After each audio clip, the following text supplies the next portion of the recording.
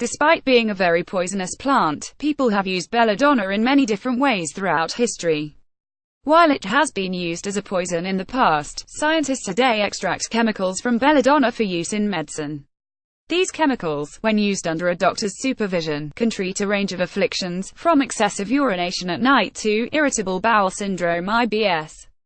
Contents of this article: What is belladonna? Medicinal uses alternative medication. Outlook. What is belladonna? Belladonna atropa. Belladonna is a poisonous plant, native to parts of Asia and Europe. It is sometimes known as deadly nightshade. Belladonna produces small, black berries that must not be eaten. Eating the berries or leaves can be deadly. Similar to poison ivy, a person whose skin comes into direct contact with the leaves may develop a rash. In ancient times, people used belladonna for its toxic properties, as an oral poison or on the tips of arrows.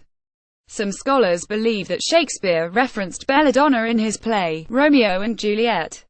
It is possible that belladonna was the poison that Juliet drank to fake her death. As time progressed, people used belladonna for cosmetic and medicinal purposes. For example, doctors used it as an antiseptic before surgery in medieval Europe. During the Italian Renaissance, which lasted from the 14th to 16th century, fashionable women drank the juice of belladonna berries to dilate their pupils.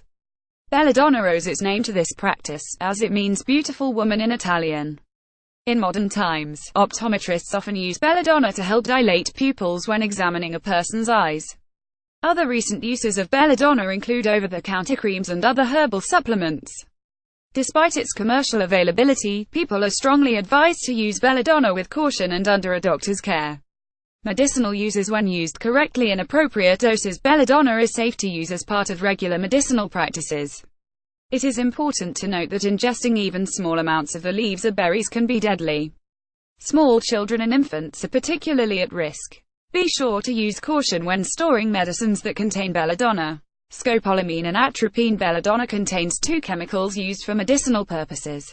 The first chemical is scopolamine, which is used primarily for reducing body discharges. It is also helpful in reducing stomach acid, which can help with both nausea and acid reflux. Scopolamine is also used for controlling the heart rate and relaxing muscles. The second compound extracted from belladonna is atropine. Similar to scopolamine, atropine can be used to help reduce bodily discharge, but it is not as effective as scopolamine when used as a muscle relaxant and in heart rate control. Also, atropine can be used to dilate the eyes. In some cases, atropine works as an antidote to insect poison and chemical warfare agents. Once extracted, one or both chemicals are combined with other medications to help treat some diseases and conditions. Some of the treatments target motion sickness, irritable bowel syndrome, stomach ulcers, excessive nighttime urination, diverticulitis, Parkinson's disease, pink eye. When taken as part of a prescribed medication, belladonna is considered mostly safe. Like all medicines, it can have side effects, and people should consider its use very carefully. As with any potentially harmful medication, it is best to speak to a doctor before using a product containing belladonna. Alternative medication. Like many well-known plants and extracts, belladonna is available in some over-the-counter alternative medications and supplements. Unlike traditional medicines, the U.S. Food and Drug Administration (FDA) do not regulate supplements, which means they are often not tested for safety or the effectiveness of their claimed outcomes. Companies that have made products containing belladonna state that it can improve various conditions.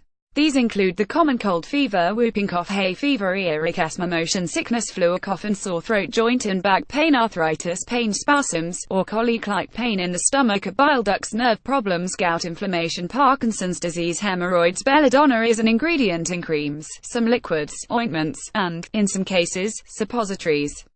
There is little research into belladonna's effectiveness at treating any of the above conditions. It is important to consider the potential side effects before taking belladonna as a supplement. Risks and side effects. Belladonna is considered a toxic plant with historical uses as a poison. Despite being sold as an over-the-counter supplement, it is likely not safe to consume.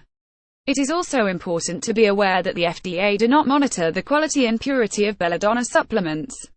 There are some side effects to consider before using belladonna.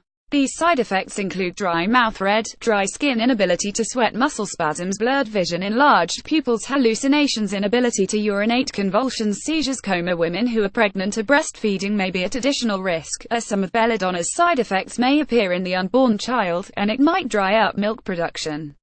In addition to the side effects, belladonna may make some conditions worse. These include disorders that some manufacturers claim belladonna helps.